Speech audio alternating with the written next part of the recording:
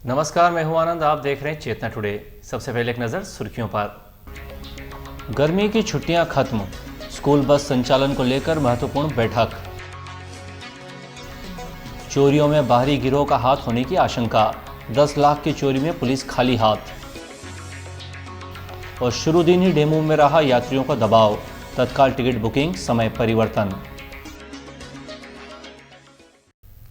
छात्राओं का परिवहन करने वाली स्कूल बसों में महिला कंडक्टर जबकि छोटे बच्चों के साथ एक टीचर अनिवार्य रूप से रहेंगे।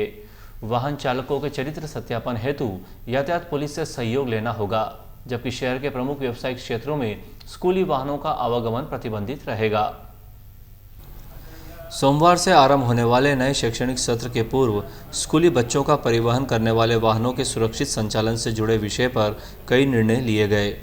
कंट्रोल रूम पर आयोजित बैठक में डीएसपी यातायात जेके दीक्षित के साथ 28 स्कूल कॉलेज के पदाधिकारी व मैजिक ऑटो यूनियन स्कूली चालक परिचालक संघ के पदाधिकारी मौजूद रहे।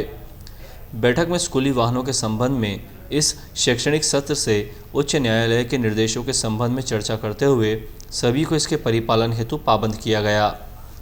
बैठक में श्री दीक्षित ने बताया कि थाना माणक चौक के नाहरपुरा, डालूमोदी बाजार, घास बाजार, चौमुखी पुल, चांदनी चौक, त्रिपोलिया गेट, तोपखाना, हरदेव लाला की पीपली, आबकारी चौराहा, रानी जी का मंदिर, शहर सराय आदि क्षेत्रों में शिक्षण संस्थाओं के भारी मध्यम वाहनों को प्रतिबंधित किया गया था, जिसका पालन कराया जाएगा। उच्च न्यायालय के अन्य दिशा निर्देशों पर भी जानकारी दी गई।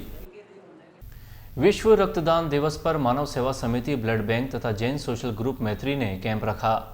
सिविल हॉस्पिटल में आयोजित 2 कैंप में करीब 100 यूनिट रक्त एकत्र हुआ। रक्तदान शिविर में मुख्य अतिथि डॉक्टर लीला जोशी, कार्यक्रम संयोजक अमित कोठारी, ब्लड बैंक संस्थापक ज्ञानमल सिंगावत मंचासीन थे।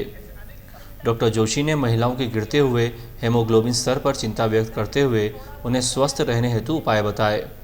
मुख्य अतिथि लक्ष्मी चैरिटेबल ट्रस्ट बड़ौदा के समाज सेवी भरत भाई सोमानी ने रक्तदान कर मानव सेवा रूप ज्योत को आगे बढ़ाने का आह्वान किया।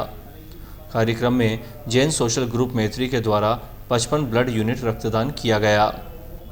गोविंद काकानी ने परिचर्चा में आए सुझाव व उपायों पर धन्यवाद देते हुए विश्वास दिलाया कि मानव सेवा समिति रक्तदान को बढ़ावा देने में सहयोग करेगी।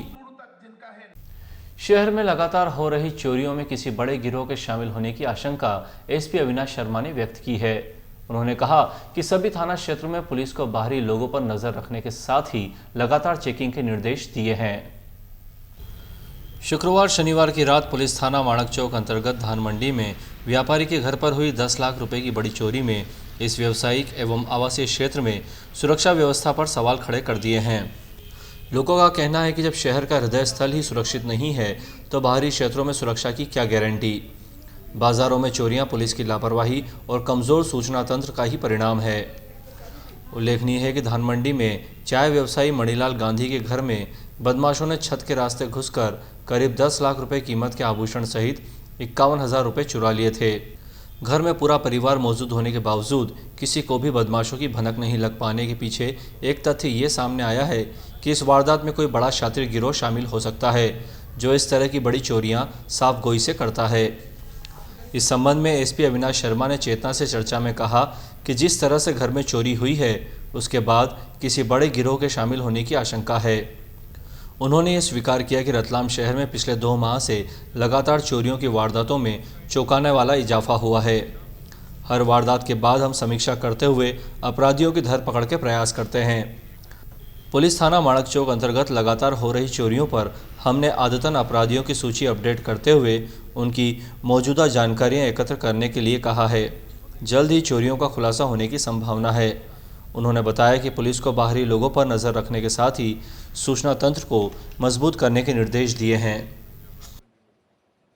रविवार से रतलाम इंदौर के बीच डेमू के 3 फेरे शुरू हुए। शुरू दिन पहली ट्रेन में करीब 500 यात्री सवार हुए। शाम को भी ट्रेन में यात्रियों का अच्छा दबाव रहा। आने वाले दिनों में यात्रियों की संख्या बढ़ने के साथ ही डेमू रेक की संख्या एवं फेरे भी बढ़ाए जा सकते हैं। रेलवे ने करीब 2.5 साल के इंतजार के बाद जब रविवार से सुबह 11:40 बजे इंदौर के लिए डेमू ट्रेन को रतलाम से रवाना किया तो ट्रेन में पर्याप्त संख्या में यात्री सवार थे। इसके पूर्व प्रातः 6 बजे चली ट्रेन में भी यात्रियों की संतोषजनक संख्या थी। चूँकि ये ट्रेन पहले से ही इंदौर तक जा रही है, इसलिए यात्रियों का वास्तविक दबाव 11:40 बजे वाली ट्रेन में देखने को मिला। ग्रीष्मकालीन अवकाश समाप्त होने के बाद स्कूलों के खुलने की स्थिति में बड़ी संख्या में महिलाएं और बच्चे ट्रेन में नजर आए। रेल सूत्रों के अनुसार करीब 500 टिकट इंदौर के लिए बिके।